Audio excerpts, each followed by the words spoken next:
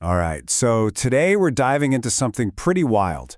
It's a whole new way of looking at one of the biggest mysteries out there, consciousness. And this philosophy, well, it doesn't just offer a new solution, it suggests that maybe, just maybe, we've been asking the wrong questions all along. And it kicks off with this. The hard problem of consciousness is neither hard nor a problem. I mean, wow, that's a huge claim. It basically throws down the gauntlet to decades of thinking in both science and philosophy. If you've ever found yourself just wondering what's going on inside your own head, a statement like this, it really makes you lean in, right? It's a bold claim for sure. But, to really get why it's so out there, we need to make sure we're all on the same page. Before we can even start to unpack this idea, this Dustinism, we got to understand what it's pushing against. So let's ask the basic question, what is the hard problem anyway? Okay, Section 1, the so-called hard problem. This is where we set the stage for what is, honestly, a pretty radical idea. So here's the gist. We can stick someone in a scanner and we can map their brain. We can see the neurons firing when they look at, say, the color red. The philosopher David Chalmers called these the easy problems. But the hard problem is figuring out why all that physical stuff, all those firing neurons, feels like something. Why does it feel like the experience of redness, That inner subjective feeling, that what it's like quality, that's what philosophers call qualia.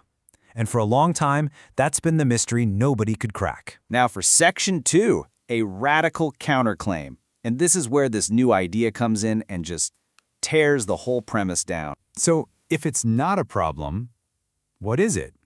I mean, that's the obvious question, right? If this huge mystery that has tied thinkers in knots for so long isn't really a problem, then what on earth has everyone been arguing about? The answer, according to this philosophy, is that it's a purposeful misdirection, a kind of intellectual sleight of hand. The argument goes that the way the hard problem is framed, it sends us down a rabbit hole, looking for the wrong answer to the wrong question.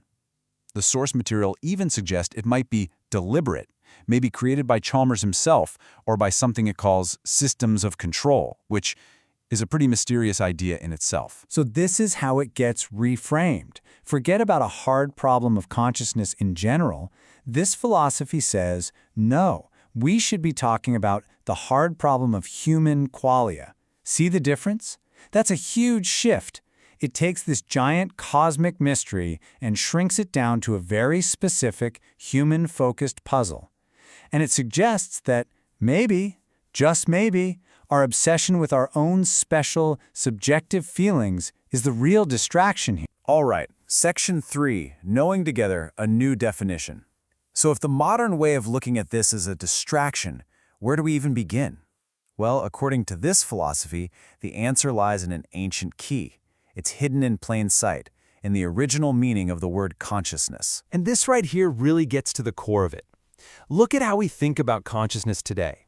It's all about my private, individual, subjective experience, right? It's my qualia. But the original Latin word, conscientia, meant something totally different. It's made of two parts, con, which means together, and sire, which means to know. So, knowing together. It wasn't something you had locked up inside your head. It was a shared relational process. And this quote from the source just lays it all out. The reason there is now a hard problem is because they forgot the etymology, conscientia, knowing together. So the hard problem isn't some fundamental feature of the universe. It's a historical accident, a linguistic mistake. It's a problem we literally invented for ourselves the moment we changed the definition of the word. So that brings us to Section 4, Dustinism, a cosmic model. Because this knowing together idea, it doesn't just stop at a word definition. It scales up into a whole model of reality itself, all the way from a single neuron to the entire universe. And the model is what you'd call a fractal. The same basic pattern just repeats itself over and over at different scales. So let's start small. At the micro level, you have neurons acting as little nodes, knowing together to create your individual awareness. Then you zoom out and you see people acting as nodes, interacting in social systems, knowing together. And then you zoom out even further and you see the entire universe as this infinite system of nodes all interacting. It's literally knowing together all the way down and all the way up. So what does this all lead to? a pretty wild conclusion. The universe itself is conscious. This whole infinite fractal pattern of knowing together, that's what this philosophy calls God or source. And here's the real mind-bender. Humans don't possess consciousness. We just experience awareness. We're more like sensory organs for the universe, little nodes feeling things on its behalf. And when you look at it that way, the hard problem just evaporates. You can't explain how you possess something if you never actually possessed it to begin with. Okay, let's move to our last section. Section 5, a map, not a doctrine. I know, this can all sound like a very rigid, you must believe this kind of dogma, but the source material is actually really clear that that's not the point. The goal here is to offer a useful tool, not to claim it's the one and only truth. And this might be the most practical part of the whole idea. Every system is simply a metaphor, a tool. Dustinism isn't trying to be the final word on reality. It's just being offered up as a functional tool, a helpful metaphor. And it's totally okay with the fact that other models are also useful tools. You just use them for different things. This table here makes that super clear. Think about it. If you're doing brain surgery, you absolutely want to use the standard scientific model, where consciousness emerges from the brain. It's the right tool for that job. But if you're looking for spiritual guidance, maybe this Dustinism model is a more useful framework. It's all about picking the right map for the path you happen to be walking. So, in the end, this isn't about arguing or trying to convince anyone.